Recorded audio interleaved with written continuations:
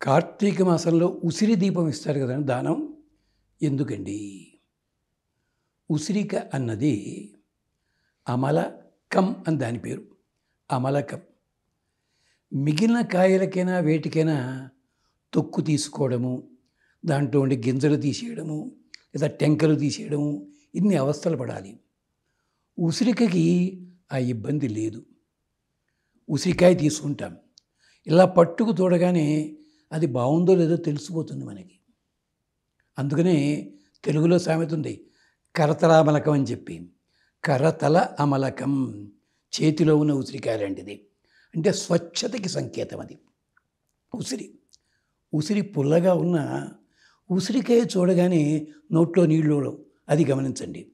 అంటే ఒక వస్తువు ఆకర్షణీయమైందే, కానీ మనకి చెడు బుద్ధి మాత్రం కలిగించదు. అలాగే ఉసిరికున్న గొప్పతనం ఏమిటి అంటే, మనకి లోపల ఉండే అజీర్తిని తొలగిస్తుంది, కంటి చూపు బాగు చేస్తుంది. ఉసిరి ఆకులు ఉంటాయే, ఉసిరి ఆకులు నూరి మనం తిన్నట్టయితే దానికి దొరుకుతాయి. నిద్రించేటప్పుడు రాత్రిపూట కంటి రెప్పల మీద పెట్టుకు పడుకున్నట్టయితే చూపు కూడా బాగా ఉంటుంది. ఇన్ని రకరకాల విశేషాలు ఆయుర్వేదం చెప్పింది. దీనికి మూలమైన మన అధర్వణ వేదం చెప్పింది. ఉసిరిక క్షేత్రం గొప్పతనం అది. అందుకని ఆ ఉసిరికని ఏం చేస్తున్నాం మనం? చిన్నగా దొలిచి ఓ నేతి చుక్క వేసి దీపం పెట్టి ఉసిరిక అక్కడ ఇస్తున్నాం అన్నమాట. అంటే అమలకం. ఈ అమలక విశేషాన్ని గురించి పద్మపురాణం, స్కాందపురాణం ఇంకా చాలా చెప్పారు. వెనకటి మహానుభక్తులు పాపం మొదలు ఎందుకు పనికిరాని వాళ్ళు దీంతో మోక్షాన్ని పొందిన వాళ్ళు ఉన్నారు. ఆ కథనం చాలా పెద్దది. ఉసిరిక అందుకోసం అని చెప్పి ఈ ఉసిరిక దీపాన్ని దానం చేసినందువల్ల మనం దాంట్లో డబ్బులేం పెట్టాం, అంతే ఇచ్చేస్తాం. తీసుకున్న వాడికి శ్రద్ధ కలుగుతుంది, క్షేమం కలుగుతుంది, ఇచ్చిన వాడికి మంచి కలుగుతుంది. దానం ఎలా చేయాలో తెలుసా అండి? ఉసిరిక దీపం ఇస్తూ ఇలా చూడ్డాం కెమెరాకేసి.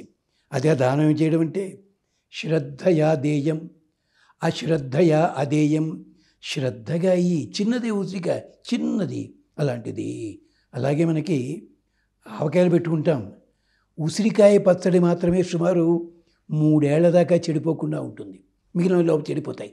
ఎంత విశేషం! దానికున్న గొప్పతనం అంటే అది.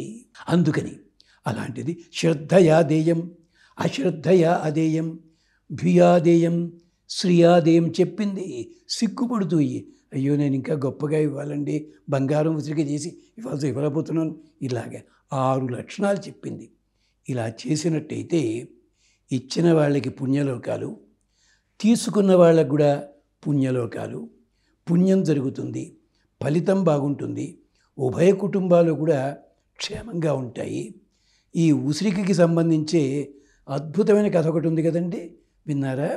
శంకరాచార్యుల వారు ఒక తిరుగుతూ ఉండగా, యాయవారం అనరు దాన్ని, ఉంచె వృత్తి అంటారు.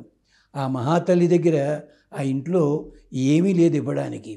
అలాంటి సమయంలో నిన్న స్వామికి నివేదన చేసేట్టే పెట్టిన ఒక ఎండిపోతున్న ఉసిరికాయ ఉంది. అది స్వామి చేతిలో పెట్టిందట.